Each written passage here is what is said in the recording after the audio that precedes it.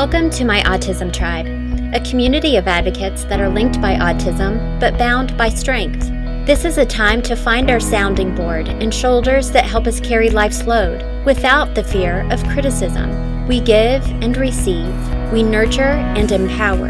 I'm your host, Susan Scott. On today's episode, we'll be speaking with Heather Sutcliffe. She's a working mom of two sons who both have an autism diagnosis.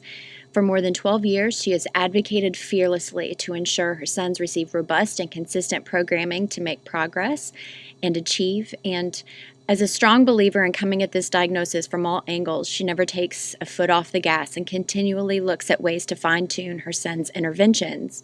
Heather is passionate about giving her sons the best possible chance to overcome the challenges they face while inspiring and empowering other families to do the same. Thanks so much for joining us today, Heather. I am happy to be here. Awesome. I know that we've had quite a bit of conversations surrounding the importance and power of ABA therapy. And for anyone that's listening that may not know what ABA stands for, it's Applied Behavioral Analysis. I think once you receive the autism diagnosis for your child or children, you're automatically thrown into a world of acronyms. So, Heather, why don't you explain to everyone just how big of a role ABA therapy has played in your family's lives? Sure. So ABA has been absolutely vital to help our sons make progress after their autism diagnosis. And, as it pertains to autism, simply put, ABA therapy helps our sons exhibit more expected behavior and less unexpected behavior. And, 12 years into this with my older son, it's still teaching me how to manage situations and really help our sons make achievements. It is completely individualized for the child and situation, transcending all levels of ability, and is really just the cornerstone of the intervention that you want for your child. One thing that I get really excited about is that it really is a data-driven situation, so you can actually see, okay, this is the progress, and then continue to build on that. Absolutely. And, that's the really sign of a good provider, that they're sharing that data with you regularly and that they're building upon that. And it really meets the child halfway. It capitalizes on their strengths, on their interests, and, usually should use, I'll throw out two more acronyms, the BB-MAP for children under the age of 48 months, as well as the ABLES for children over 48 months. Those two assessments are really utilized by ABA providers to see where children are and then build from there. And so it truly, to your point, is data-driven, and they will not progress ahead until they see that a skill is met, and then once it is, they'll build on it. So parents should know that this is rooted in that science and that they will see progress and then be able to build on it. I think initially when we first started the ABA therapy process, when Alex was about 2.5 years old, going on 3, the whole data-driven part of it kind of worried me a little bit because I didn't want him to become robotic, that he was just a scale, just a number. And it really turned into be it really wasn't so much about the data, but it was, it was really just a great way for his therapist, his BCBA, the techs, and us to keep those communication points going. It was great for communication. Yes. Yeah, and I totally agree. It's not about making them robotic at all. It's not. I'm not talking. When I think about ABA and how vital it's been, it's not the discrete trial piece of having them sit there and do one task over and over. And that has its place, sort of foundationally. But this science transcends any situation and anything that you're trying to do, and that scaffolding that you bring to those situations really fosters the success. And so it can be, the principles of ABA can be utilized in any setting.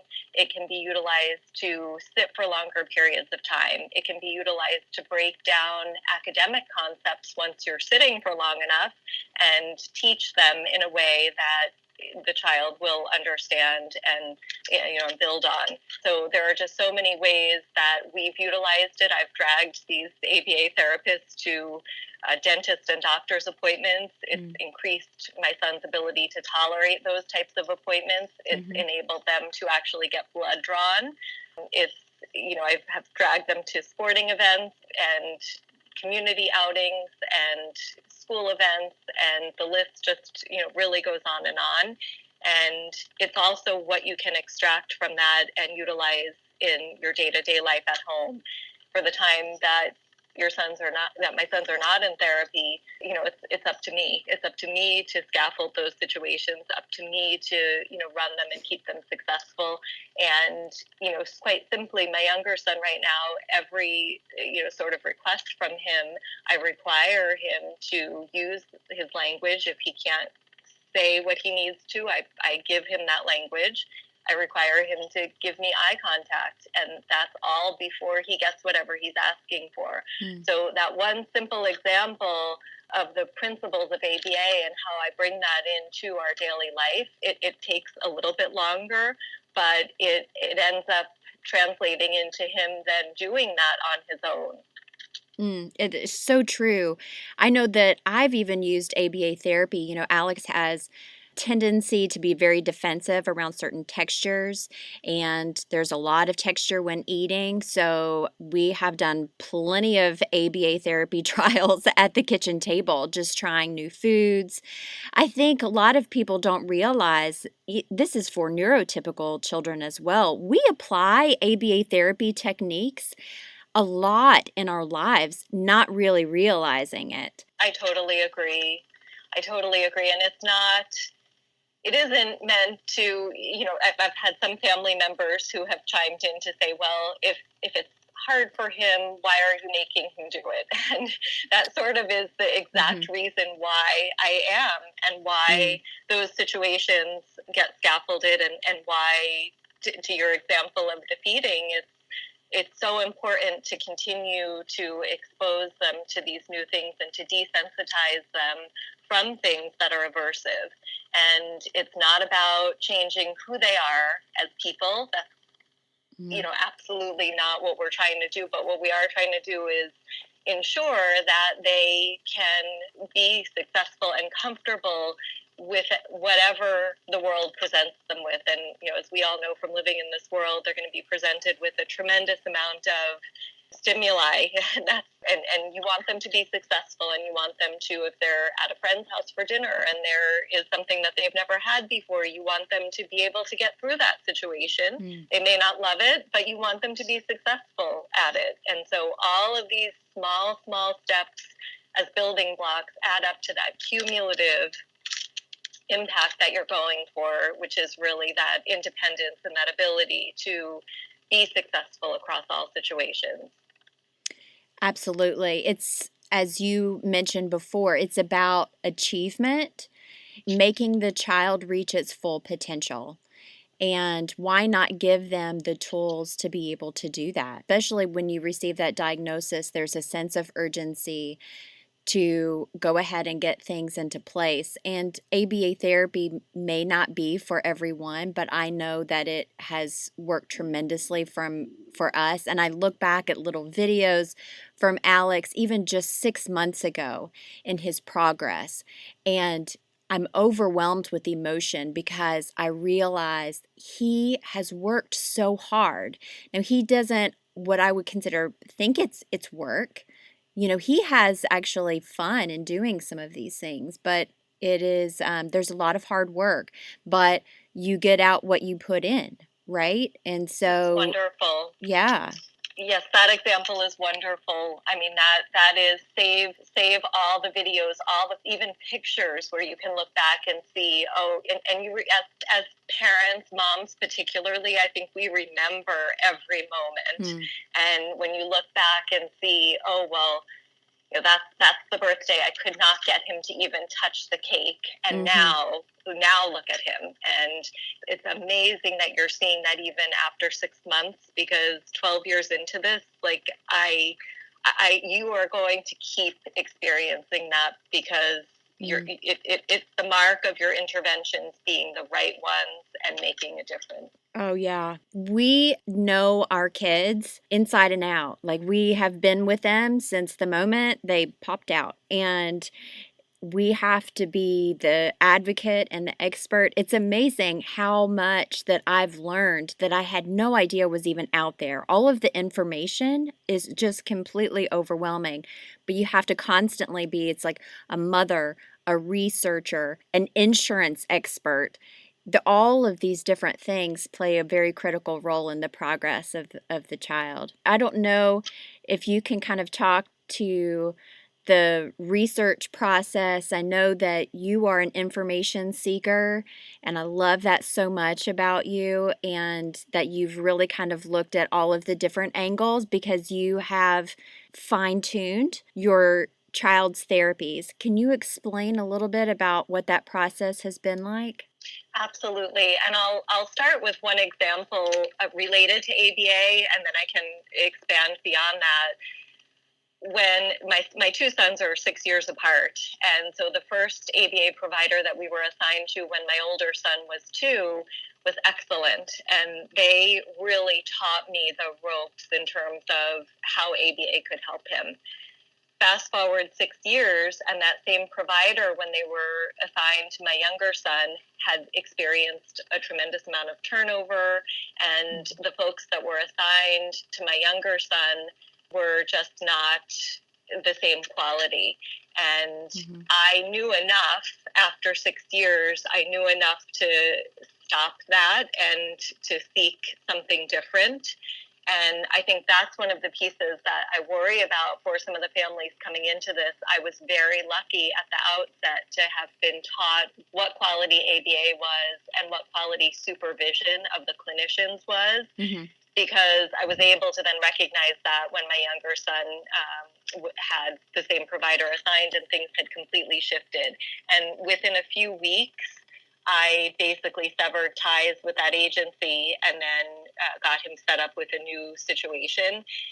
And it made all the difference. And it isn't, I think that's a lot of what that research and seeking of information gives you. It gives you the power to know enough to make a decision like that, which can be just critical to getting, what your children need. And I think, too, even though there could be a really great ABA therapy provider, sometimes it's just really important. It comes down to the personality, how the child connects with the people that may or may not be right. The rapport is so critical. And, what you should look for with a new provider is that they're taking that initial time to pair with the child and meeting them halfway, again, with their interests. And then that rapport, you'll know.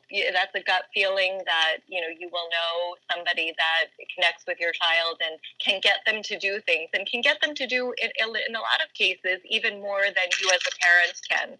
I think us parents we're responsible for so many things: toothbrushing, eating, getting dressed, going to sleep. And it's like at some point you kind of wear out your welcome. And so I always was thrilled to have the therapist be able to do something new that I couldn't. And so I think when you don't see that rapport, it's obvious. And again, speak up. Don't settle, and don't say that, don't let it be the right provider will work with you to assign the right clinicians. And if it's an issue of the clinician being, in my younger son's instance, one of the clinicians had no experience, was right out of school, and she was not getting any supervision. And it was obvious that she wasn't, getting the guidance she needed to be successful. And so that obviously impacted my son. And so I think that's one of the biggest messages I want to get across, is to truly not settle. And by the parent playing that consistently engaged and active role and observing sessions and asking questions and making phone calls, that's all going to help, the parent be empowered to make those decisions. Because, again, at the end of the day, we're the ones that will be there at the end of all of this when our children are 20, 22, 25. We're the ones that are going to be there. And so we have the most stake in the game. You couldn't be any more right, in my opinion. I think we are really in the game or in the business of logistics. And I think that's for any kind of parent working at home or, working in the field. And we're really, when it comes down to it, we're the hub and the glue of all kind of communication. So in any given day, we could be speaking with doctors, specialists, schools, insurance companies, therapists. The list goes on and on and on, and that's just in one day. And trying to logistically connect the dots for everyone, and then keeping in mind of the objective, and that is kind of going back to your point, for your child to live safely and independently in the world. Can you talk about what that process is, like the hub and the all of the communication, like the importance of a network? Absolutely. It's so critical. It's so critical to have those specialists to call upon. There will be valleys to this. There are going to be good days and bad days. And as your child progresses, it's not all perfect. And so there's definitely a need to have a hub. And in terms of providers and specialists, I think one of the things that we did initially is just look at this from all angles. We started really with a developmental pediatrician and then sort of branched out from there. And, it includes behavioral optometrists, it includes nutrition, it includes GI doctors, it includes, all of those areas of specialty in order for a person to function across the board and to have all of those senses integrated, your sight, your hearing, all of that. And then the other senses that we really don't learn about in school, there's actually 7 versus 5, the vestibular system and the proprioceptive system. And those were really like a foreign language to me. I really needed the occupational therapist to teach me what that all meant. Having my schooling experience be in marketing and communications, the communication aspect and the speech aspect came really naturally to me, but the occupational therapy and the sensory integration aspect of it all was like a foreign language. So, I just rattled off at least 7 different disciplines, and the one common denominator is your child and is you knowing your child. And so I, on a regular basis, take all of that information and summarize that for each of the providers. And so, if we have a neurology appointment, which we go every 6 months, I will summarize that appointment after it happens and send that along to all of the therapists working with my kids.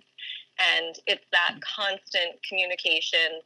And I don't really need to bring any notes with me on my kids. It's all in my head. I've lived it. It's really, I just have access to all of that. And I can remember from, day one, December 5th of 2006, when my older son was diagnosed, I can remember the details. It just has come naturally to me. And so I can just speak to all of that and bring any provider up to speed. But the point is really for everybody working with your child to have a breadth of information about them, because there may be something that the neurologist has seen on an MRI that impacts, how an occupational therapist would treat. There may be something that they see that makes them adjust what they're doing. And so it's those types of things. And we as parents are going to be the only ones that are that hub of information. And my advice would be, if you can't remember it all, then write it down and bring it with you. Keep a special notebook dedicated to that and bring it with you, or keep it on your phone, whatever. We're so lucky we have iPhones. I would not survive this life without it. But that is the role of parents. And you can't take your foot off the gas, and you have to be a control freak. And don't let anybody tell you, oh, let us worry about it. We're the experts. That's true. But many of the experts, as wonderful as they are and as impactful as they are, if they're not living the same life, and if they're not living with your child, they're not going to know as much as you do. And so it's really about being empowered, knowing and being confident that you have all that information, and then using it and fanning the fire, keeping it going. It doesn't, you really, to your point earlier, you get out what you put in. And that's true for the big appointments where you see someone every 6 months. And it's true for the weekly appointments where you are trying to, connect the dots to this this happened today, and this is why this session may be a little harder. So how are we going to work through that? It never ends, and it is worth every minute. Absolutely. And I think all too oftentimes, I know for us, it's been there are times where I felt like Alex was becoming a piece of paper.